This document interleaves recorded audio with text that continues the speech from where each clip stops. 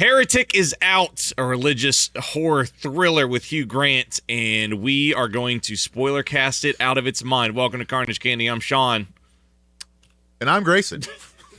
You gotta be live on the keys. I didn't know if you were gonna do it or not. I looked at your hand. I was like, is he gonna go for it? No, I'm sending it. But Heretic came out. Grayson and I watched this weekend, and we're gonna dive right in. Heretic is a religious thriller without any. Well, there's demons.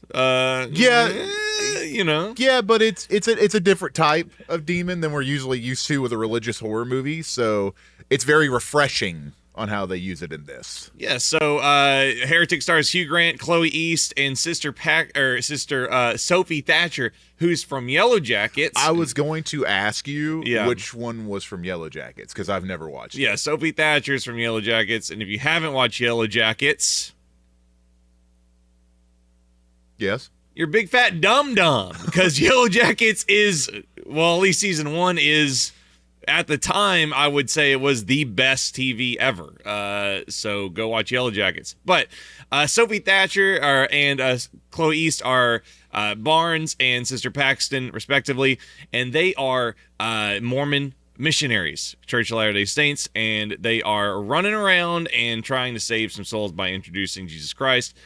And let's just say they go to the wrong house in a movie that the trailers don't spoil at all. How nice was that to find out? It was amazing to go into this film, and everything that they showed in the trailer is probably, there's like one scene in the trailer that happens towards the end of the film. The rest of it is like the first 20 minutes. That's all you get. And it is beautiful on how they did the trailer compared to how the movie like goes out. Yeah, so I'd say going in, I thought it was going to be like a religious Saw. I did too. Yeah, I thought it was going to be like an escape room, religious Saw. And that's not what this movie is at all. It's very lengthy in its religious discussion in theology and faith and just how Hugh Grant's character is. So we're just going to go right into that. So Sophie Thatcher, or Paxton and Barnes, they go into this house, and they're greeted by Hugh Grant, who is Mr. Reed, very appropriately, almost as good as Buddy in Big Daddy. What a name. I will say I think Mr. Reed might be my favorite horror character of the year so far. You think so? Yeah. I the way that Hugh Grant portrays Mr. Reed this whole film, he might be like, if he's not number one, he's probably number two. Yeah, who's number one? Who would be his competition? This year, I guess Art. Really? Art? Yeah. I don't know. I'd say Sue is my favorite horror character movie of the year. Sue's really good too. Yeah. Okay. Let's so they come in, and Hugh Grant, or Mr. Reed, is a very nice guy, and he says, "Hey, come on in. My wife's making some pie. It's safe for you to come in." And already, this is 4 or 5 minutes into the movie, and they do a great job of immediately establishing Sister Barnes and Sister Paxton as characters that I knew. So we're from the country. I had Mormon classmates and Mormon friends.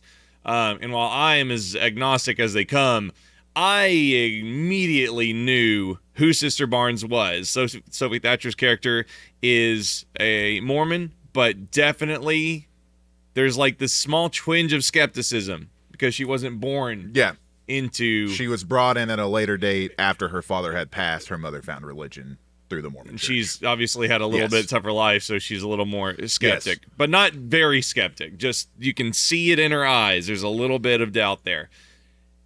Sister Paxton, I have met... I know at least a dozen Sister Paxtons. Yes. She is so sweet and naive and acted very well. And I swear to God, I thought that this was... I thought this was Carrie Russell's daughter. It does look a lot like her. I thought it was Carrie Russell's daughter because she looks exactly like Carrie Russell. It is insane. Especially that angle. Yes. The whole movie, I thought it was Carrie Russell's daughter, and it's not, but she is so funny and charming and goofy. Yeah. And it's like this fun buddy cop duo of the edgier one versus the sweeter one. So the vet versus the rookie, basically, is how it's kind of set up in a really cool way. Yeah, Sister Paxton's kind of a little bit hardcore. So Mr. Reed invites him in, and they're skeptical because his wife's not around, but he reassures them that they're making blueberry pie. Yep. Or that his wife's making blueberry pie. She is. And they get into like probably 40 minutes of theological conversation. But it's not boring. And that's something that I really want to talk about during this review is every piece of dialogue in this movie, because there is a lot of it, is very, very interesting. Yeah. Like every single conversation that they get into in this movie, it makes you stop and think about what's going on during their conversation. Like you're listening to Mr. Reed go after Barnes and Paxton, and you're like, okay, what is their reaction going to be to this? Because you have Paxton, who is like hardcore belief, and you have Barnes, who doesn't really go for it as much. I mean, she believes, but not to the extent of Paxton. So every question that Reed throws to him, you're questioning like, okay, where are they going to go with it? Yeah, Reed is a big. He surprises them with this Book of Mormon that is annotated out of its mind. It's just got 100 tabs in it, and he slams it down on the table. And what he does is he starts to kind of poke at him. There's a line where, and I'd say his criticisms of religion in general are, they're all valid. Like every single one of them is like, yep. And he's talking, and I'm like, cool, I've made that exact argument before against people of faith, and he's just listing reasons, and I'm like, yeah, that's why I don't go to church. And it's like there's a point in the movie where he says, and we'll come back to this later, where he criticizes the misogyny of the Mormon church. Yep. And he talks about, he asked them this question about polygamy and how, did Joseph Smith just use that for his own, sexual escapades rather than religious? And I don't let me forget to come back to that later. And you're kind of watching it, and the girls are becoming more and more uncomfortable, but they're also entertaining it, right? They're not getting mad or anything. Yeah. And because they're trying to get a convert out of this. So he gets a little more creepy, and it's done with those camera angles. Yeah, he does the whole, I want to ask y'all a question, but I don't know if it'll make you uncomfortable. Mm-hmm. And in that moment, when the crowd that I was sitting in, you just heard the, here we go. Yeah. How creepy is this about to get? Yeah, they're doing these angles, and they're really encroaching Hugh Grant with and the he's camera. put on his really like gross, huge glasses at this point. Yeah, so, he's kind of metamorphosized into creeper mode. But the question is about the polygamy, and he kind of brands himself as this feminist right here, right? He kind of gives this illusion that he's a champion for women in calling out the Mormon church. And he goes back to get his wife, because the girls are constantly like, hey, can your wife come in here? Because it's starting to feel uncomfortable with like a woman present, and is the pie ready and all this. And so he goes back into a very dark hallway, the darkest hallway ever made. Okay. They before this happened, they also had a conversation about restaurants. He was making a comparison with restaurants and religious beliefs as well, which comes into effect later on. Yeah, he's got these weird anecdotes. We'll dive into that. Yeah, the only reason I bring that up is because it's like a huge part later on that you find out about Sister Barnes, about Taco Bell. Yes. So the girls kind of like, I just dropped my thing. The girls, they end up getting uncomfortable enough because they see that there is a blueberry candle on the table. They're kind of sniffing out his awkwardness, and they realize, okay, there's a blueberry candle here. That, really fun reveal. This is well used in the trailer as well to get you interested. Yes. And they go to the front door, and it's locked, like completely. There's no way to open it from the inside. And so they venture deeper into the house to find Mr. Reed to ask to leave. Yep. So the other cool thing is They establish something whenever they first come in. Mr. Reed says that the house has metal walls in it. It's such a throwaway line. I love that. It's a throwaway line, but it comes into such huge effect at this point because they want to use their phone. There's no service. They can't do anything. Yeah. It's like he's like, oh, welcome in. Da, da, da, da, da. Hope you don't mind the house has metal walls. And yeah, it's like 3 seconds. He says it, and it goes by fast. Anybody in the audience is usually like, oh, because if you've been into a building. My wife and I were like, so it's a really good line that's delivered very, very well as well. It's on the trail end of like genuine small talk. So after they realize they can't get out, they start to go down the hallway, and there is a beautiful shot of what looks like somebody peeking around the corner of a hallway. And in the theater, my hair on my arm started to rise. It was like, oh, this is so cool. I hope this is where the creepy stuff starts to happen. Yeah. No.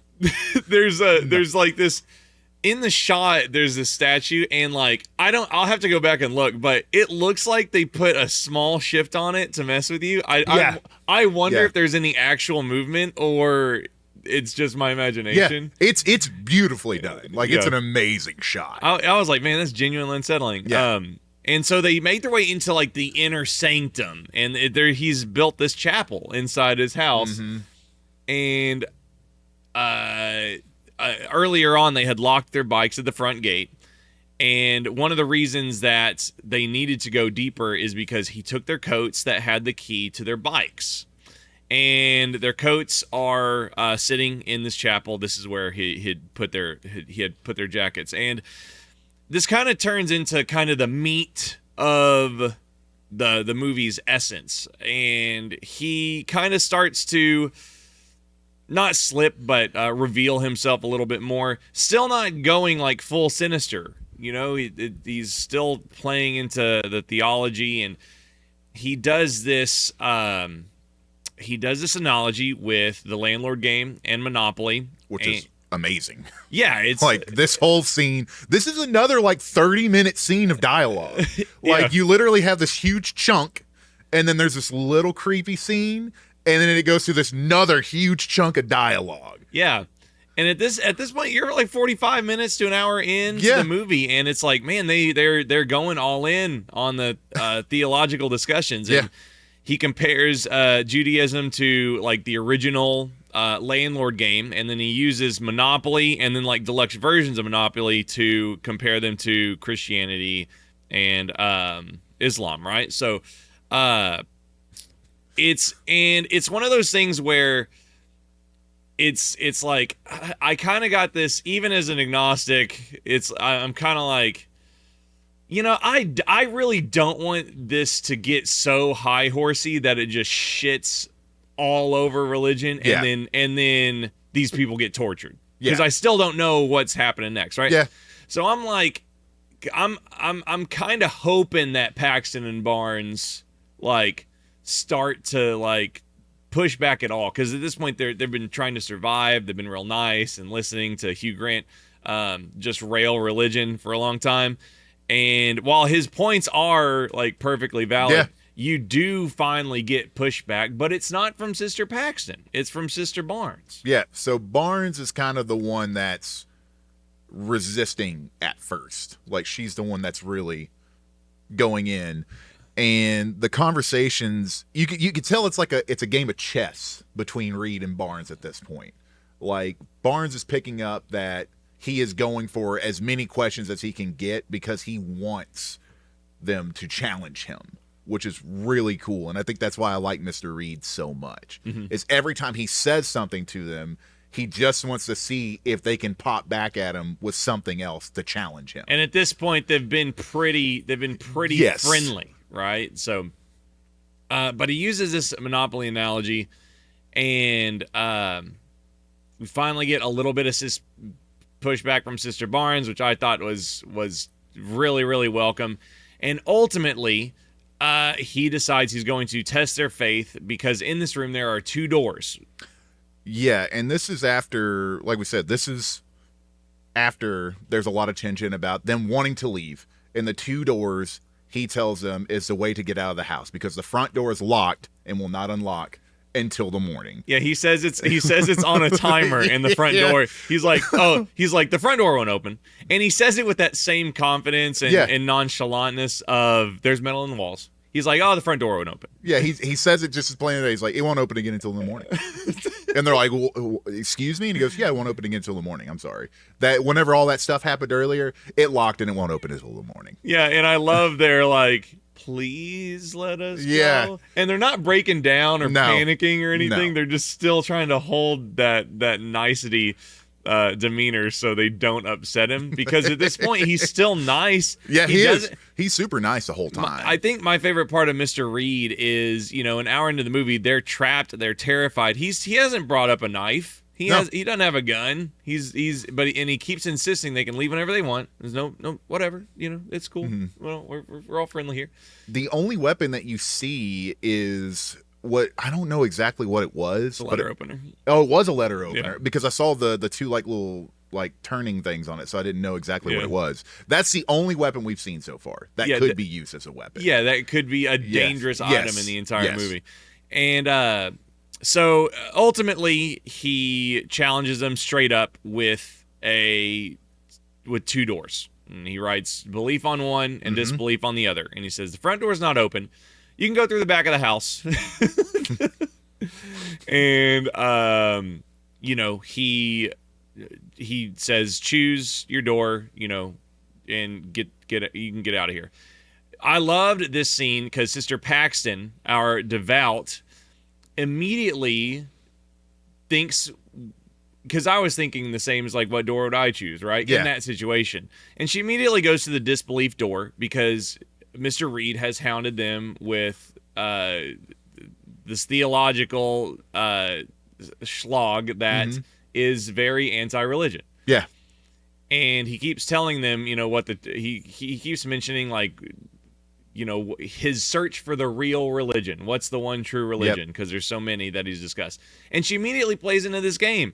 And she's like trying to tell Sister Barnes to come over. Like, come over here. This is where he wants us to go. Let's just humor him so we can get out of this. Yeah, subconsciously. Yes. And then out loud, she's like, "Oh, you're so right, Mr. Reed." Yeah. And which is beautifully acted as well. Like the way that this whole scene goes on is very, very good. Yeah, her uncomfortableness. She's like, you're so right in your theological discussions, and I think the true door is disbelief. We should go over here now. Let's go. Yep. But Sister Barnes isn't having it. She goes to the belief, and she's like, nah, we should stick to our guns and just go into the belief door and really challenge them. We should do what we came here to do in the first place. We should show them show him that our belief is one that we actually do believe in. Yeah. What are your thoughts on Paxton going for that door, especially knowing that this whole time she's been like the fact that she went to disbelief? Yeah. It was something that it kind of went on brand with how her character was, especially like whenever you first see her, how she's having the very first conversation she has, and how whenever she sees those kids, like she takes a picture with them, not knowing that they're like mocking her. So I think it's kind of on brand that she would just be like, hey, I just want to please. She's just going to cave. She's a people pleaser, Yeah. And she's just like, if I do this, I'll probably get out because I'm just doing what he wants me to do. Yeah. So it made sense. It was cool to see Barnes go to the other door, though. Yeah. To go towards belief and her really stand her ground right there. Like, I thought that was really, really neat. And that's like one of the first like real defiant things. Yeah, it is. Before we go into the open doors, I did want to mention the music. Yes. So I pulled this up. So in the movie, they talk about Creep, which is a song by Radiohead. And which I didn't know this at all. I don't know if you did, but I didn't know about this lawsuit. I didn't know the first lawsuit, but I knew the second lawsuit. So the first lawsuit was about a song called The Air That I Breathe. The band who wrote it was Albert Hammond and Mike Hazelwood wrote a song called The Air That I Breathe. And then in the 1990s, Radiohead put out Creep, and they actually stole a lot of stuff from The Air That I Breathe and got sued for it. Mm-hmm. I knew none of this. So while I'm listening to this, I'm like, well, I'll be damned. This song does sound like Creep. Because while I was listening to it, I was like, did they put out like an acoustic version of Creep? Yeah. I didn't know. So they're having this whole conversation, and then as it's going on, I was like, I'll be damned. He just kind of ties this all up into the thing he was just talking about with Monopoly and everything, and how they're kind of just changing everything here too. Yeah, he calls religions a plagiarization, Yes. Similarly to the music industry, right? So, and who did Radiohead went on to sue somebody else? Was it Lana Del Rey Yeah. that they sued? Yeah. I didn't know about that either. That's the one that I knew about. Okay. I knew there was like an issue with Creep recently, Yeah. but I did not know about the original lawsuit like in the 90s, which is really interesting. I had no idea. So it was another piece of really interesting dialogue. Whenever you're listening to it, you're like, oh man, this is kind of cool. Yeah, so Hugh Grant this whole time, Mr. Reeds, he's been making these, genuinely very effective, arguments against religion. Our ladies, our heroines are about to prove their disbelief, and Sister Barnes opens her belief door after convincing Paxton to come on over. Yep. And their stomachs just immediately sink, and guess what? It's a basement. Yep. A deep one. Yep. And I was thinking we got to do a dungeon episode. Yeah, we got to do the best dungeons in horror movies. It's cool whenever you get to this point, because at this time, it's an hour and 51-minute movie, I do believe. We're probably about an hour and 15 minutes into the film now, and we're just now getting to the dungeon part. Yeah, we've met 3 characters. They've sat in a living room. Mm-hmm. They've sat in the chapel. Mm-hmm. And now 2 of them are going in the hole. Yep. So they go down. Again, he hasn't brandished a knife. He has not pulled a gun. He has not yelled at them. The only harm that he has done to him so far is locked him in his house. Yeah. Which is horrible. Which he still has not taken responsibility for. No, he's not. He's literally blaming it on the house and how the house was built. Which is really funny. Yeah. And they go down, and it's like a dingy, circular, like octagonal room. They go, and they're trapped down there. He locks the door behind them. It's dingy and wet and miserable. It's a dungeon. Yep. And they see a window up top. Barnes goes up, climbs a table and a chair that are in the room. Yep. Attempts to escape, and a big, fat 2x4 with nails sticking out. It falls right on the ground. Which, I know you were probably the same way. You probably went, that's getting used. I was like, at some point, that's going to get used. A great Chekhov's gun. And I thought someone was going to step on it. Yes. Because the nails are up. Yes. And so they grab this board is on the ground. He ends up coming down the stairs, they think he's coming down the stairs. And Barnes takes that board with nails sticking out of it, and she pops it right behind one of the columns and hides it so they can use it. Also, Barnes and Paxton have smuggled the letter opener that we talked about earlier down into the jacket. And we're kind of sitting in this dungeon for a little bit. Turns out Mr. Reed has this pipe that feeds down into the dungeon, and he can talk to him through this. What do you call it? I can't remember the name for it. Polygraph. No, I don't know. You remember it's a pipe you're talking through. It's a let's just put this. It's a pipe he's talking through. Okay. So at this point, you have Paxton, who is looking into the hole where all the music and Mr. Reed's voice is coming from. And you have Barnes, who's gone up the stairs. Mm-hmm. And there is when this jump scene happened, or this jump scare happened, my first thought that went through my head was Shaun. Because you see something in the hole. Yeah. And it makes you like, oh, there's something in there. What's about to happen? And then it's like a 2-second jump scare, but it's very effective. I was like, that's a spider. I'm ready. And then a spider just comes out at you. It's not big. It's not like it jumps out at the screen. It just crawls out. And in the theater, I went, oh. Like, I just kind of like, oh. It wasn't like a jump scare. It was just like a weird, like, I don't like that. But it's because you've been building up for so long that you're just like, oh, something's gonna happen. Something's gonna happen. We still haven't been jump scared yet. We're still tense. Because we think he's gonna pull a knife on him at any point. We don't know what's in the hole at all because the trailers have not shown any of this, which is beautiful. Yeah, it's awesome. And So it turns out that they are not necessarily alone in the hole. Nope. Or in the dungeon. And Mr. Reed, the movie starts to lose me right here. I'm like, so far, I'm like, cool, this movie's like solid 9. It's awesome, right? About this point, and this creepy lady person with the sheet over her pops up. The prophet, as he prophet. calls her. She is a prophet that can speak with God, is what he says. Yeah, and she's got the gross fingernails, and she's got the gross fingernails. She's got a deformed-looking blueberry pie and a lantern. And she's walking in slowly, puts it down on the wet table. Yeah, and if you haven't watched the movie, you're watching Spoilercast, you're just as shocked as we were. I was like, what? And, because I'm like, oh, it's his wife with the pie. And no, it ain't. It ain't the wife with the pie, that's for sure. And so he starts going off, and he's like, this is the prophet. He speaks to God. The real reason you're here is because I need you to validate my feelings that she's the prophet. And just prove that this room can resurrect the dead. This is a magic room, and the prophet's gonna die, and then the prophet's gonna come back to life. And I need you to verify this is what happens to prove my feelings that this prophet. And I'm like, okay, the writing doesn't know where it's going. We're in trouble. I legit was like, the writing doesn't know where it's going. It's in trouble. I'm just having a good time at this point. I'm just like, oh man, this is cool. Where's this going to go? Because I'm like, how's he going to really test this? This is super interesting. No, it was interesting for sure. Yeah.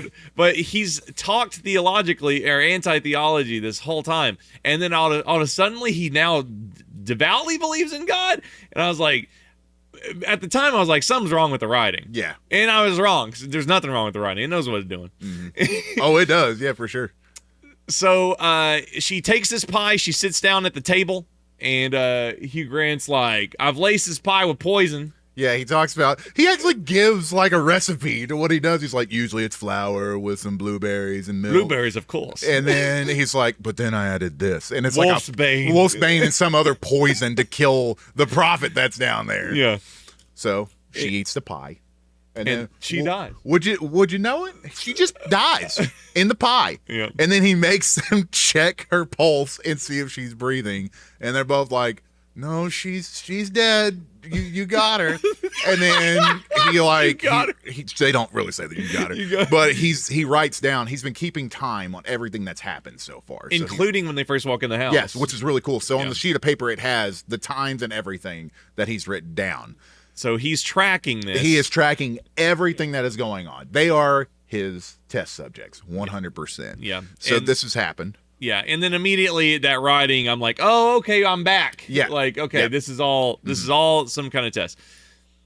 The elder back at the church is played by Topher Grace in just an insanely short, ridiculous cameo. He must have known the directors and writers of this because he's literally in this movie for 3 minutes and it doesn't really look like him at first either. He's got this horrible wig. It's awful in the best way. Yeah.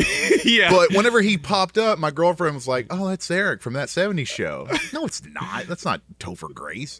And then as the more went on and he finally talks, I went, huh.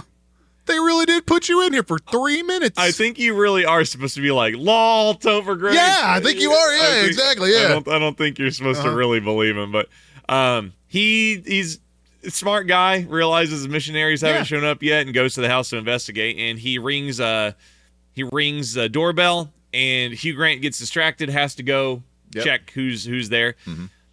They've noticed there's so in this room, it's a circle, right? 2 doors that lead down, obviously, that we already know. So they go up the adjacent staircase and look under the door, and it turns out there's matches on a rug that they begin to pull, right? Mm-hmm. Very intense scene. They get the matches. They don't grab the box which I get real pissed at. I get real pissy about in the theaters. They don't smash the box and pull it through the door. I don't think they could smash it because the only thing they could get through are their fingers. So I don't think they could lift it up and like crush it to bring it under. I would have figured out a way. But they don't have the time though. Either. Yeah. It's literally like he's in the room while they're doing it. Yeah. So Mr. Reed leaves to go talk to Elder Kennedy, which is Topher Grace.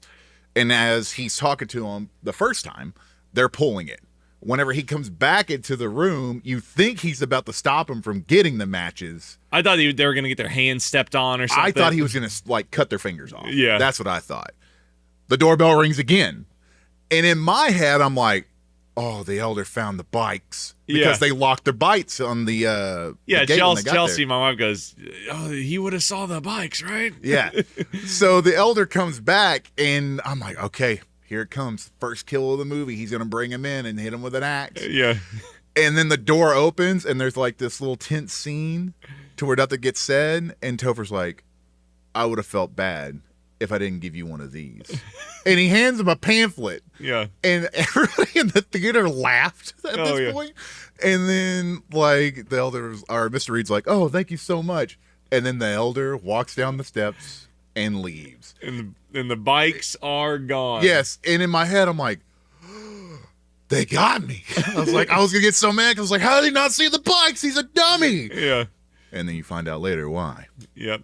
So our girls are trying to strike a match against some stone. Again, I'm kind of pissed because these are the worst match handlers I've ever seen in my life. Paxton noticed something when they run back down the stairs, though. What's that? Paxton noticed that the person on the table's head moved. Yes. When they came down, Sister Paxton went, her head's not in the same place as it was. When and she Barnes died. was like, no, it's the same place. And Paxton's like, no, it's different. It moved, I'm telling you. And Barnes is like, get over here. We have to do this real quick. So she's still trying to light the match. Yeah, because they're trying to like burn it down. Yes, I guess, and make him panic. We get to this scene, and Barnes is like, "Look, girl, homeboy's coming down. When I say magic underwear, I want you to jab him in the neck with that letter opener as many times as you can, Paxton." Yeah, and she makes Paxton do it because she makes a point that Mr. Reed is watching Barnes. Like, Mr. Reed is focusing on Barnes because Barnes is the one that is challenging him the whole time. Yes. And so we think that we're going to get this. And we get an awesome, oh, my God. Oh, it's amazing. So Barnes is like, so-and-so, magic under, and then. So it's quiet, too. It's amazing. All you hear is a slit, and you see the cut. Yeah. You don't know what's happened yet. And it's not some nasty gash. No. It is just a microscopically thin line about this big on the side of Barnes's neck. And it turns out that she has been slashed in the neck with a box cutter by Mr. Reed. I will tell you right now, did not expect it at all. Yeah. I thought for sure Paxton was going to be going down, and it was going to be Barnes and Reed fighting the whole time. Because we're an hour and 15 minutes in the movie. We're third act possible now if you don't know how long it is. Yes. Right? Yes. And there's been no real like action, right? It's been all discussion and creepiness. And this is the first thing that Mr. Reed does that's violent, and it's to slash throat out of nowhere. Yes. So before this happens, the prophet, of course, did get back up, did speak to the two sisters, and did say something weird at the end. Oh, shit, that had already happened. Yes. So okay. the person who was on the table that was told that she would get back up, did get back up. She throws up, and then she tells him a line. She basically says something to where, like, she saw a form of God, but be careful, this is not what it seems. Uh-huh. So Paxton has picked up on that line. So Paxton has picked up on two things so far that Barnes hasn't. Yes. And I think the reason why is because Paxton isn't challenging Mr. Reed as hard yet, so she has more of an open mind to be like, hey, that didn't add up. Something's weird there, too. Barnes is also thinking more about the escape. Yes. And clearly Sister Paxton is being more analytic about for sure. the situation. So now we cut back over to Barnes. Yeah, excuse me. Slit. No, you're good. Yeah. And then Mr. Reed is just sitting over her being like, don't worry, She'll get back up any second now. Just wait. So Pax is just sitting there horrified, and Reed is literally just sitting by Barnes's body, just waiting, checking his watch. And as an audience member, you saw the resurrection, but you're skeptic because Paxton has pointed it out. And again, like killing the lead with who knows how much is left, you're like, maybe she will get back up, right? But yeah, she does not. So she's dead. Then Mr. Reed looks at her arm, and he made note of this earlier in the film. Mr. Reed saw a scar on Barnes's arm. And he goes, okay, well, I guess she's not coming back, and I'll tell you why. And he picks up her arm, and he makes a slit in her arm.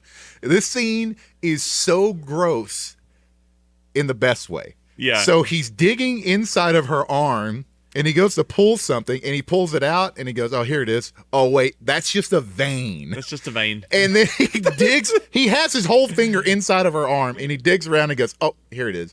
And he pulls out this metal tube, which is it's a contraceptive, of course. And he puts it down, and he goes, a microchip. Yeah. And again, like I'm starting to panic about the writing, and I'm like, what do you mean microchip? And then he goes on another tirade about simulation theory. Yep. And Sister Barnes had said something earlier that, like, when he's challenged, he'll panic a little bit. Yes. If something doesn't go his way, he'll kind of grasp at straws. And that's what he's kind of doing here, right? He's none of this was really supposed to happen. No. So he's just pulling simulation theory out of his ass, right? Kind of. The cool thing is Mr. Reed knows that Paxton doesn't get into many intellectual conversations. Yes. So he's using that against her.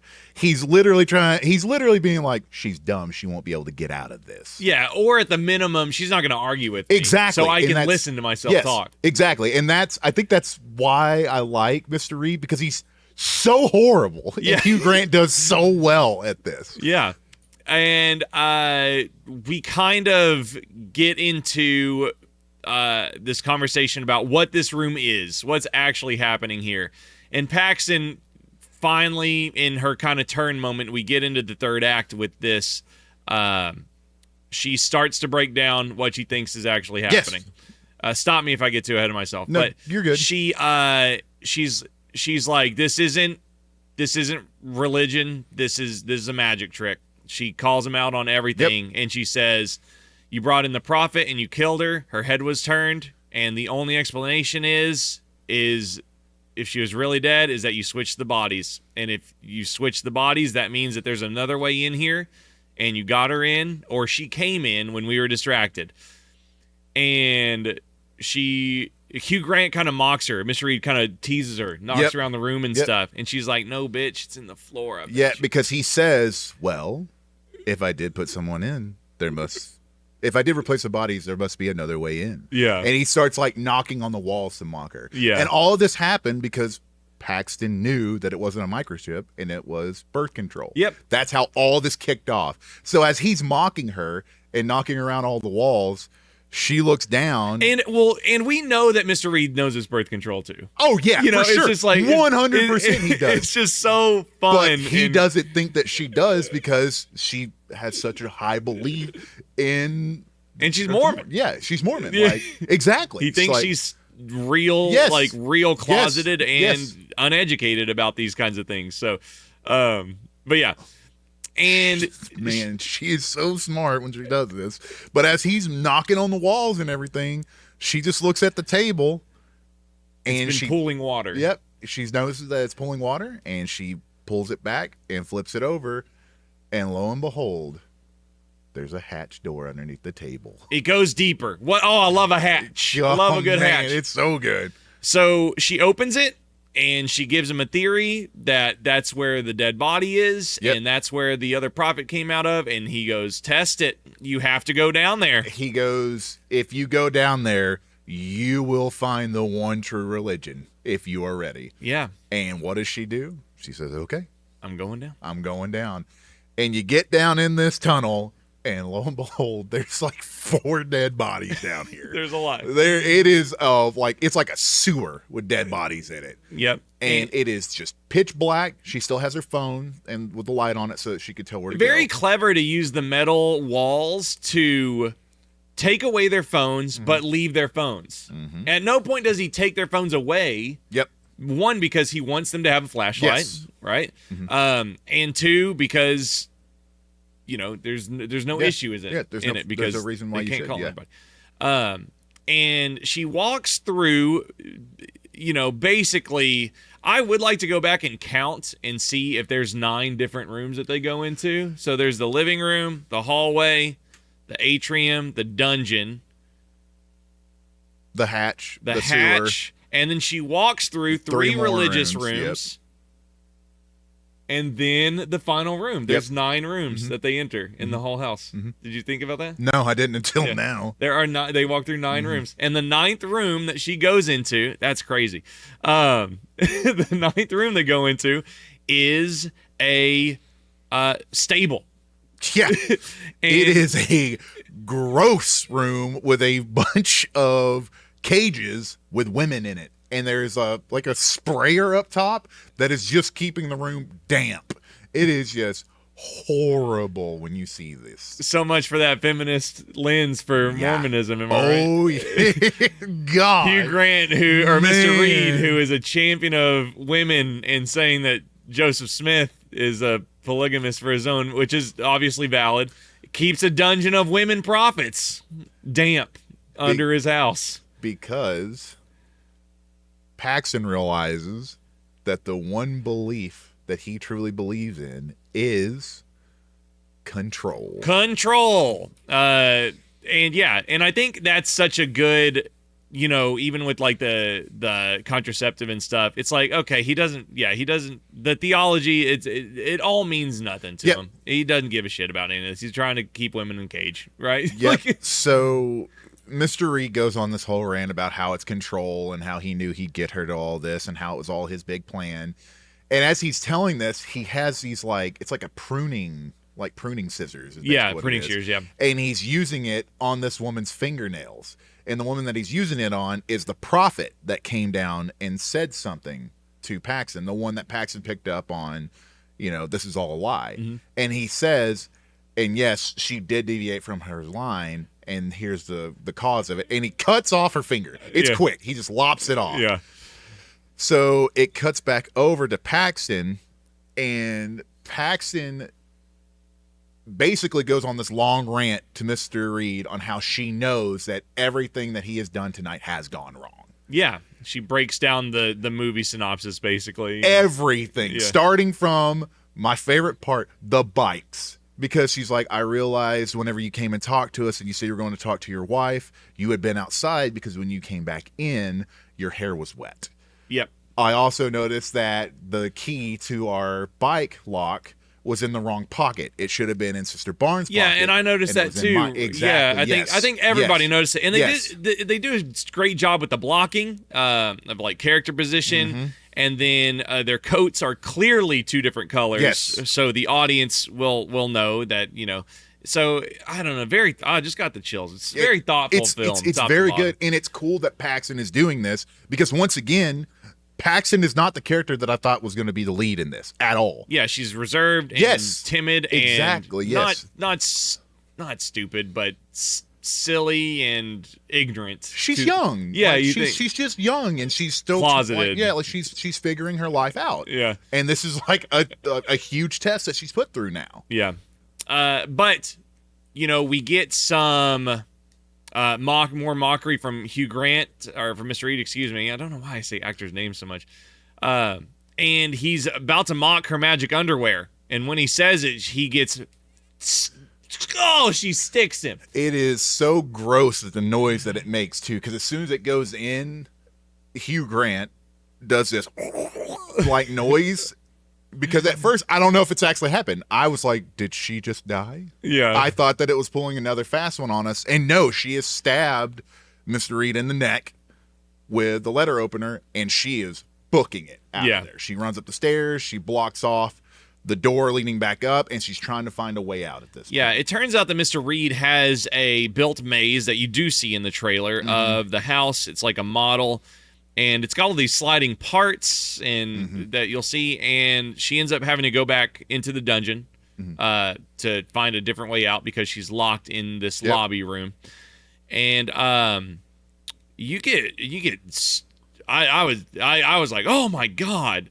But she's looking around, and she gets distracted for 1 second, and you get this hard-hitting music cue and a quick cut to this box cutter. Yep. Just plunging right into her stomach. And it's like extended. Like, it shows that it's like extended all the way out. So it goes all the way in. It was very unsettling. It was. And it was one of those moments to where it was really sad watching this, because at this point, Paxton has come so far. And in my head, I'm like, we're about to get a really depressing ending. Yeah. And I start to worry at this point because I don't really know where it's going to go. And at this point, you've got Paxton, who's been stabbed, and she's gone down the stairs and she's against the wall. And you've got Mr. Reed, who is sitting up top, and Mr. Reed tells her to pray for them. And this is where Paxton hits them with this study about what praying does. And she basically says that in the study, praying didn't actually help anything. And she goes, and I understand that, but I just think it's a beautiful thing that people would pray for someone to try to make them feel better. Yeah, I think she says, I think people pray just to be thinking about someone besides themselves. Yes. And I think after that she goes, and I just think that's beautiful. Yeah. And Mr. Reed has now crawled on top of her. And the music at this point is incredible. Yeah, they have like this really awesome music that's like swelling up as this is going on. Yeah, and Mr. Reed. Oh, I got goosebumps right there. And Mr. Reed does not like this. No. So he's crawling towards her, getting closer and closer. He's already prepped the box cutter, and he's bringing it up to her neck to go and slit her throat. What? And it's a smack and a pull. It's not just a hit and it's done. It's a smack, pull back, and they show it. Like his glasses fly off, and it smacks and pulls back really quick. Because this board with 3 nails in it has whopped him in the temple and then raked his skin back and killed him instantly. I feel so stupid about this because whenever it happened, I went, the elder's back.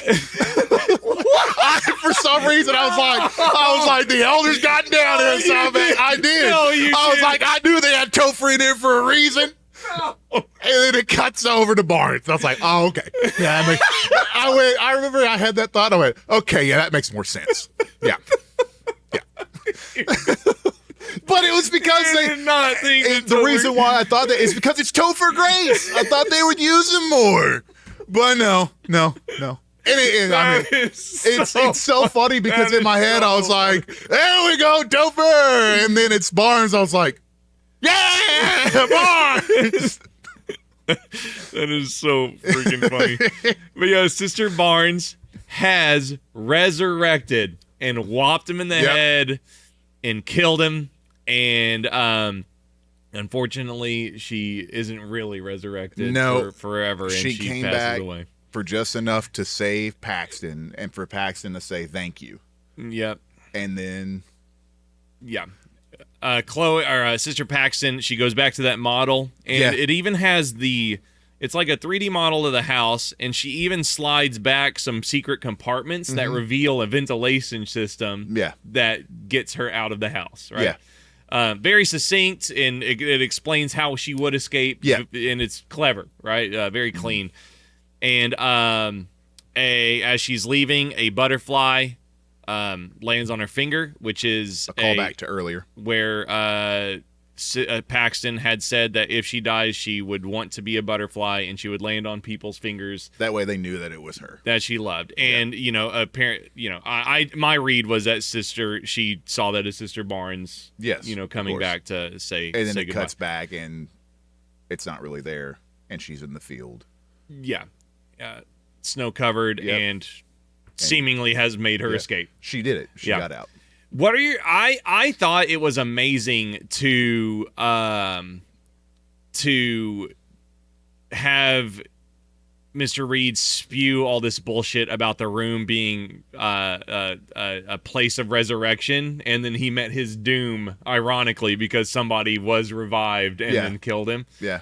I just thought it was awesome. Like, I thought it was really well done, and the fact that they did what you were talking about the whole time. They tricked us into thinking that they were riding themselves into a wall, and they weren't. Yeah. So it's just... And that's a testament to how good of a character Mr. Reed is and how well he's played by Hugh Grant. You think that his incohesion and his constant splits in thought and lack of focus when things start. You think it's ineffective writing when it's extremely clever writing. Mm-hmm. And it's, this film is packaged so well because it's got so many layers, right? And no, it's a creepy guy with girls in the basement, right? Yeah. I mean, if you any great horror movie generally can have a very simple premise. I mean, that's why, Evil Dead is awesome because it's Cabin in the Woods, right? Yep. Evil Dead 2013 is awesome because it's Cabin in the Woods, but nobody believes her because she's an addict, right? And then, you think of Nightmare on Elm Street. The boogeyman gets you when you sleep. Yep. Right?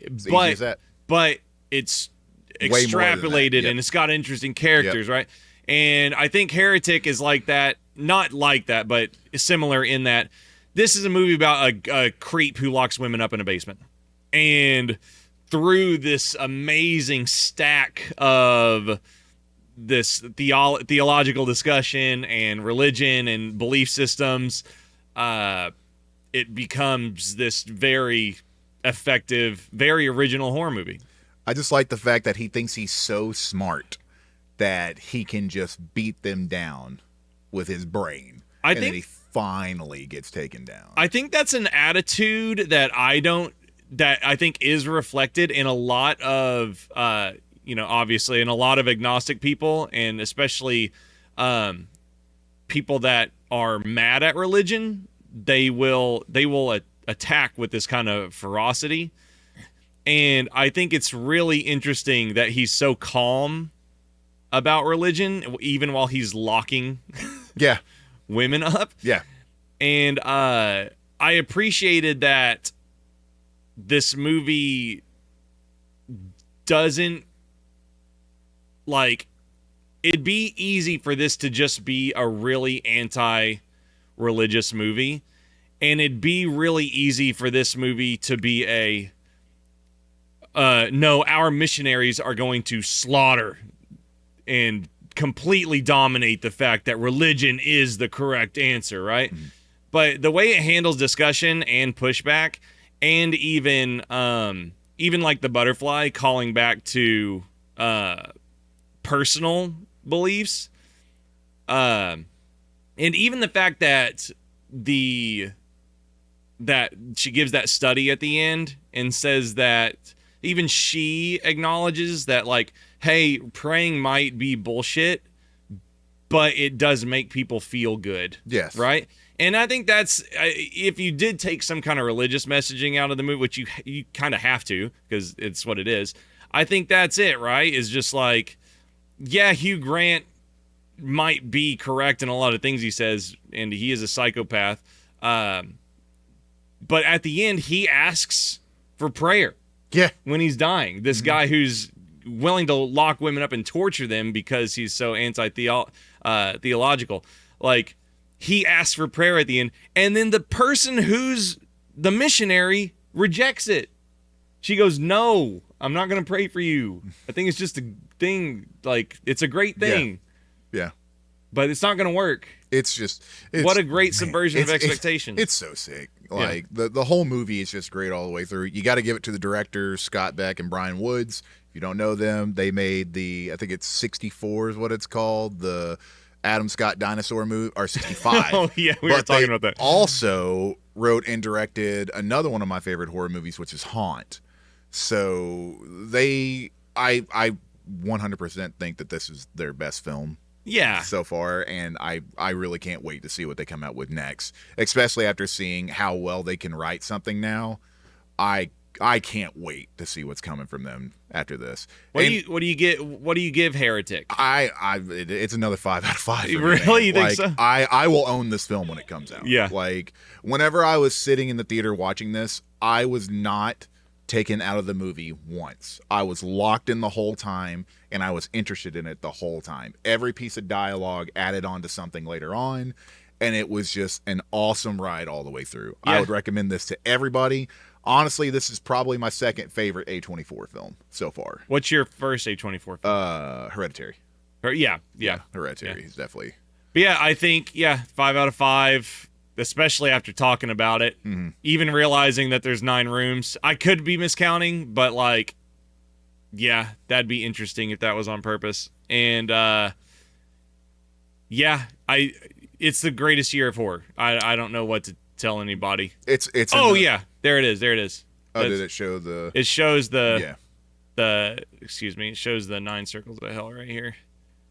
Yeah, That's really cool. yeah. That's what made me think about it. Was this? It's a very short shot on this, And it's towards the end of the film. yeah, right here. So Yeah. these are the 9 circles of hell, and that's what made me count it just here in the video. But I just as spectacularly. I could. There's not a better year in horror for me than this. Like in horror history, I think.